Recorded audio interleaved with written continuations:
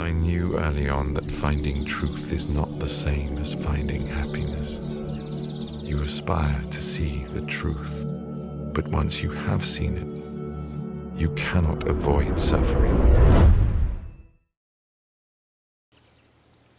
It meant a lot for Max and I to get a level of access into the lives of the monks and nuns in the monastery, where we could really see something that no one normally gets the opportunity to see.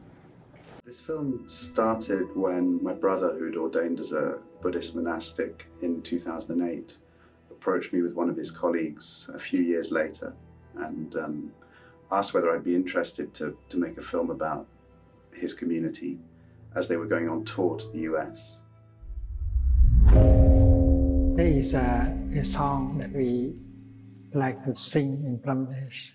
I have arrived, I am home. I was really touched to be asked. I think this is the first time that filmmakers have been so embedded in our life. They had access really to every aspect of our lives as monastics.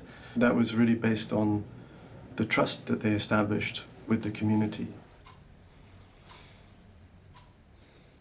I think they did a very good job at taking care of their relationship with all the monks and nuns. And I think that was the key, which helped them and helped us become like water. It was flowing very naturally. I didn't focus on the camera. I focused on Marc or Max or whoever was behind the camera, who I knew and who I trusted.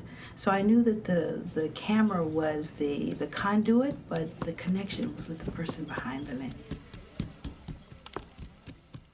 One of the challenges that we had with this film was, conventionally speaking, we would identify, 2 or 3 characters, we'd follow those people over a period of time, and that would be the narrative arc that would drive you through the film. But with this project, Thich Nhat Hanh himself wasn't keen to be singled out as a kind of main character who we follow. In fact, was very keen to get us to look at the community. I have a doggy, and this doggy died, and I was very sad, so I don't know how to be not so sad.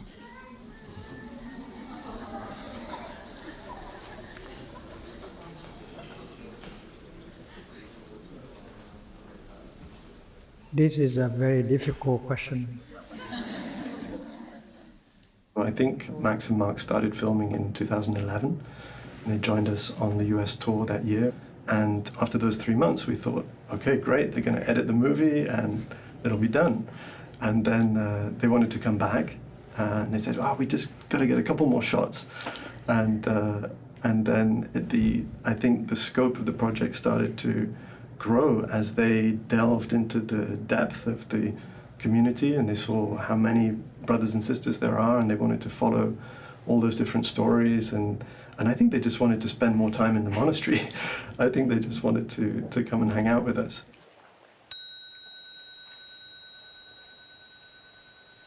So then it came a film about how can we tell a story that really embodies the spirit of the community, that can embody the energy of mindfulness that they practice every day.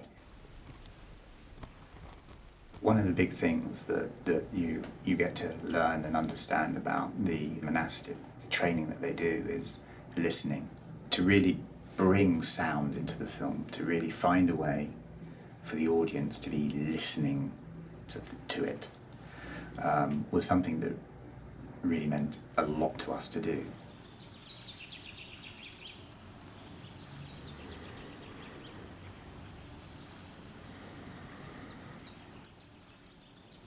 We worked with an extraordinary sound designer, Anna Birkmark. She wanted to come to the community in France, and then she started recording on location, building a library of sounds that we could then use in the sound design process. And then we were lucky to work with a Foley artist, Jack Stew. He really spent a lot of time recreating, looking very carefully at the images, and enhanced those sounds that then in the in the mix, the mixer and sound designer were able to accentuate, pull forward and pull back and create this sonic environment that the nature of which, or the intention of which, is to take you into the subject matter and take you into the experience. When icy winter comes, it is unforgiving to all things young, tender, and insecure. We had heard that Benedict Cumberbatch had already had a connection with some of Thich Nhat Hanh's books, so he was already sympathetic to it, and it meant a lot to us that we could find an actor to do this voice who already kind of had a sense of being in that space.